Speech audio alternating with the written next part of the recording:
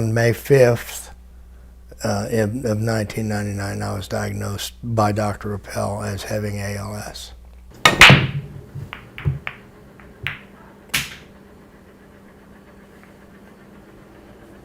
It probably started in 1998 when I first noticed that my legs were fasciculating, particularly my calves.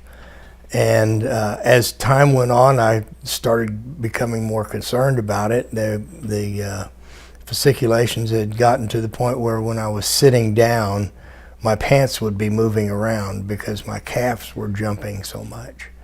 I decided to find out what was the matter. I was sent to a neurologist, and he sent me to Dr. Appel in Houston in 1999. It was kind of a test of elimination of other things to make sure that I didn't have something else that was maybe mimicking ALS. They tested for Lyme. They tested my nerve capacity, how fast my nerves were responding to electrical stimulus. There were a lot of tests. The final test was muscle biopsy, which was quite a painful experience. And the doctor said that actually clinched the diagnosis. The first thing that my then girlfriend, who is now my wife, and my sister helped me to do a whole bunch of research. And the internet is a great place to research things.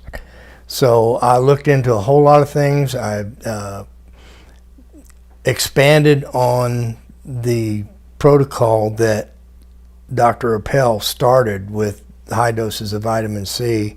I went to all kinds of antioxidants in high doses and experimented freely with lots of different things. Itabenone, malate, anything that would help give your body the building blocks to repair whatever damage was in your brain or in your motor neurons.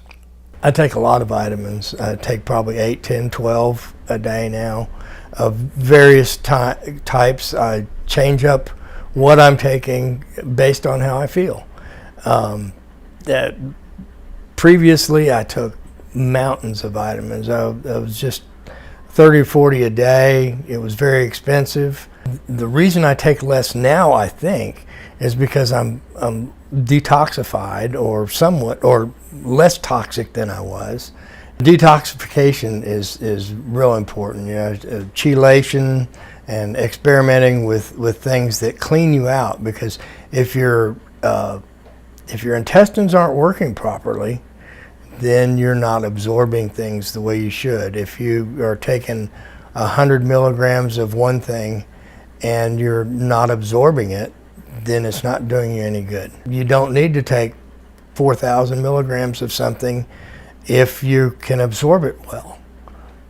If you're not absorbing it well, then you need a lot more. Eat cleanly so that you don't build up more toxins.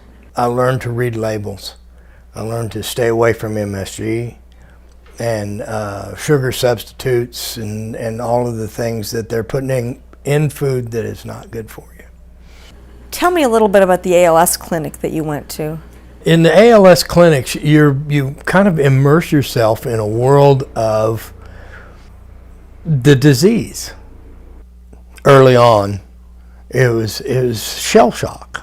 I mean, this is a complete new world, and here you are, and here's all these other people that have it too in various stages, and some of them are, not coming back to the next clinic maybe, and some of them are still walking around like you are, wondering, what is going on. What do you think about Ryutech? At the clinic, I was given a prescription for Ryutech, which is the approved drug for ALS. I didn't like what I saw in the people that were taking it. They seemed to be very knocked out. They were zombies. And I just decided not to take it and go natural. a woman that was diagnosed at exactly the same time I was with very similar symptoms. It presents different symptoms, symptomatically differently in different people. Her symptoms and mine were very close. She took the Rilotech, and she didn't last but about 3 years. What worked for me was to deny, defy, rebel, instead of being in that disease mode. You want to fight that disease mode. In the clinic, you are doing, a lot of different tests, and they're checking, how strong this muscle is, and how you push and how you pull, or how you walk, and you're becoming more concentrating on how you may be declining instead of thinking about how you are improving, to be positive. The clinics, I suppose, have a place, but I no longer go to clinics. I have a standing invitation to go back to a clinic if I wish, but I think I have done better on my own. One of the primary things in this whole thing, and this started very early in my journey here, is that I program my mind to heal my body. And there's a logical rationale that follows to that point. You don't have to know how a computer works to use it. And your mind, your brain is very much the same way, or I've come to believe it is. You program your brain. We've been programming our brains ever since we were little kids. We have tapes that run in the background all the time, and they've really formed the basis of your personality to a large degree. Well, get real quiet and talk to your brain. Program it. At first, it was very meditative and very, wanted to be in a quiet place and not have any distractions, and it would be 10 to 15 minutes of om and breathe, and it doesn't take that anymore. I can do it in 30 seconds and many times a day. It's just getting back in touch with a tape that you've cut, and that becomes like background to your life. When you are going about your daily life, do you try to get back to that place periodically during the day? Yes. I think it's become a part of how I live. I do this 6 to 8, 15 times a day. It doesn't matter. It doesn't have to be any set amount of times. It just becomes part of what you do. I continued to go down, even with a lot of supplementation. At one point in time, my wife and I counted my fasciculations, and I was around 600 fasciculations per minute in my whole body. We did it by quarters or quadrants, and for a specific amount of time, and then added them all together, because that's, they were all going on at the same time. So if you just think about one leg and then think about another leg and try to count them, sometimes they're going so much you can't count them. My sister was probably primary in research on dental amalgams and heavy metals, mercury toxicity. She had looked into that and passed the information along to me. And I thought about it. I had cavities filled when I was a kid, and I think actually about the time that I got rid of all of my fillings, I started feeling better. Probably the 2006-07 time frame was probably the low point. So you had to have a little faith because you kept taking all these supplements from 99 to 2006, yet I was still going down. I'm very stubborn, and it was going slowly. I was progressing slowly. So, that made me think at least I'm slowing it down. Did you ever lose faith? There's times you get down. I don't think that being down is losing faith. What are the alternatives? I mean, you got to keep going. So, if you're down, you're down. Get back up again. did you believe you were going to beat it? There's the bravado thing of, yes, I'm going to beat this. And I hope everybody has that, no matter what they're diagnosed with. And yes, I guess I really did believe it because I am beating it. Did you ever have doubts? I think there's doubts involved in everything. I think the best way to deal with doubts is through logic. Just talk yourself out of the doubt that there's always a way. How important do you think positive mental attitude is? I think positive mental attitude is probably more important than anything you can take. You need to have the building blocks and the supplements and everything, of course. But without a positive mental attitude, they won't do you any good. From your experience, have you felt that having negative versus positive emotions makes a difference? Negative emotions, you'll find yourself, no matter how positive you're trying to be, you'll have some negative emotions. You're irritated, mad, not just irritated, angry. And that's normal. That's natural. And you get past that. You have to get back to that positive place if you want to beat it. If you want to get progress, if you want to get your function back, you have to be positive. Give us a few of the vitamins that you have consistently taken. The constants are high-value antioxidants, and those change. I'll take Astaxanthin or high-dose vitamin C. And Algenol is a seaweed-based antioxidant that I take.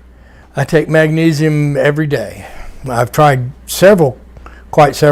many forms of magnesium. Have you ever used transdermal magnesium? I have the magnesium oil that I use, and sometimes in specific areas we'll put some DMSO on top of the magnesium oil so that it transfers in more quickly. Melatonin at night is pretty much a constant. I'll take a 1 milligram of melatonin at night, and that's a good antioxidant. Also helps you sleep, calms your legs down a little bit, because when you sit and be quiet is when you notice the fasciculations the most. And it's interesting to learn to ignore all of that. Your whole body's moving around, and you can ignore it. Tell us about the Rife machine. I have experimented also with the Rife machine. I did use it on detoxification mode for several weeks, so I feel like it's helped, but it's hard to quantify things. You just keep going. Research what is good for anything that has to do with your nerves, what your nerves need, the different types of oils, fish oils, the lecithin type oils. I think the willingness to experiment is more important than actually what you experiment with, because you're going to touch on so many different things. When you're out there researching what is available, you'll run across things and say, oh, I'll try that. How much did you go on feel or intuition on whether or not you decided to try something? I think a lot of it is intuitive, where you're reading about something and you say, well, that sounds kind of logical. Maybe I'll give that a try. You know, it's only $30 a bottle. I'll try a bottle of it. And it's, I don't know, it's just a mode that I'm in. I'm willing to experiment. After the diagnosis, how was it telling your family? That was very difficult because I had at that point not done any research. It was a tough thing, to be told, that you have this terrible thing, and then you've got to go tell other people about it, and that your parents and your kids and stuff like that. And I think that's tougher than getting a diagnosis. Tell us a little bit about the support of family and friends. The support I got from my friends was critical. My boss told me to go fishing if I wanted to. My girlfriend, who's now my wife, helped tremendously with research and moral support. She was there for me all the way. My sister, very supportive, provided a lot of research for supplementation and minerals and herbs and everything. So having people around you that are supportive and particularly in a determination to beat it that's critical. At my worst, I was using a cane and had to concentrate on walking. Now I'm walking much better, and I feel a lot better. And I can walk, I can drive, I can eat, I swallow, I still bite my tongue, I still bite my lip, but just much better than I was. I was surprised to find that I can't swim. I jumped in a pool, and that they're just like that motion is gone. Whatever controls that swinging your arms over your head motion and pushing against the water, to go forward, just isn't there anymore. And so I bounced up and down off the bottom of the pool till I got to the side and got out and walked away. As a carpenter, you find yourself working over your head a lot, and I can hold my arms up for so long and then that's it. It just doesn't work that way anymore. I still have fasciculations. Sometimes they're worse than other times. I kind of use that as a gauge on what I'm taking supplementally, and if they start getting really bad, I start upping the dose again. I don't swing a golf club to where it's effective. I could probably swing it, but it may not work, so I can't play golf. I never was a really big golfer, but I did enjoy whacking the balls around a little bit.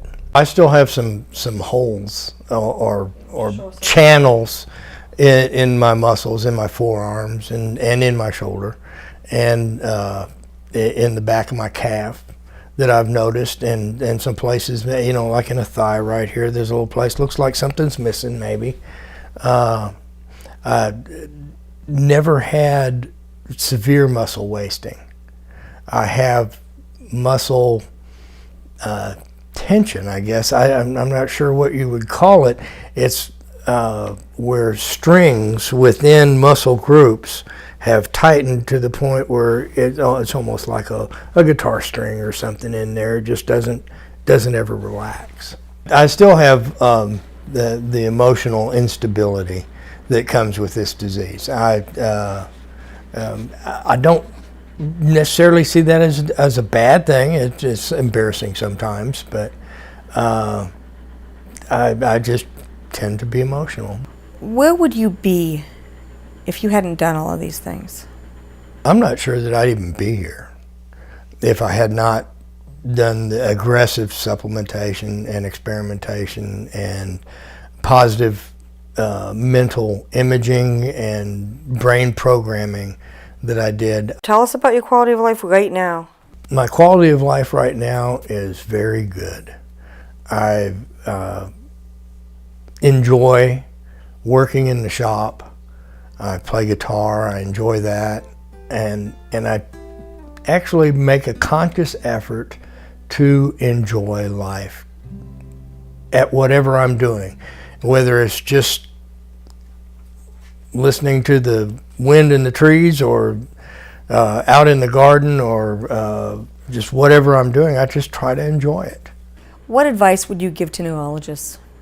Look into nutritional support. Look into the detoxification protocols. Look into getting rid of mercury toxicity. Look into the mind of the patient. Allow them to heal themselves. What advice would you give to someone just diagnosed with ALS? Detoxify. Clean up your diet. Experiment widely. Research what you experiment, of course, and supplement. Give your body the building blocks that it needs to heal, and then direct your body to heal.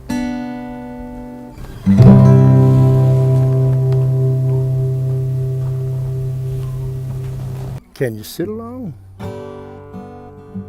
without doing anything? Can you let your mind wander and listen to it sing? Do you know that song from so long ago?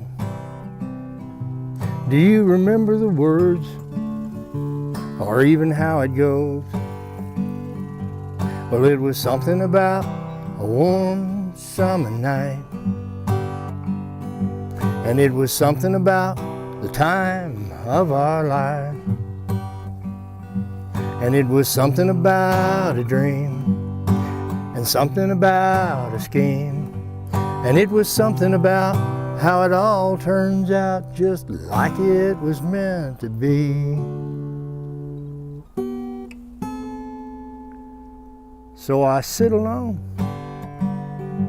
without doing anything, and I let my mind wander, and I listen to it sing. I know that song from so long ago. I can't remember the words, but I know how it goes. It was something about a warm summer night, and it was something about the time of our life,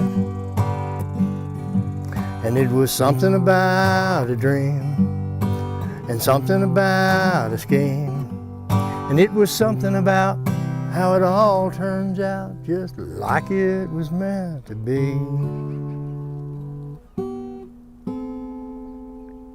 Now we sit alone without doing anything, and we let our minds wander, and we listen to them sing. We know that song from so long ago. Can't remember the words, but we know how it goes.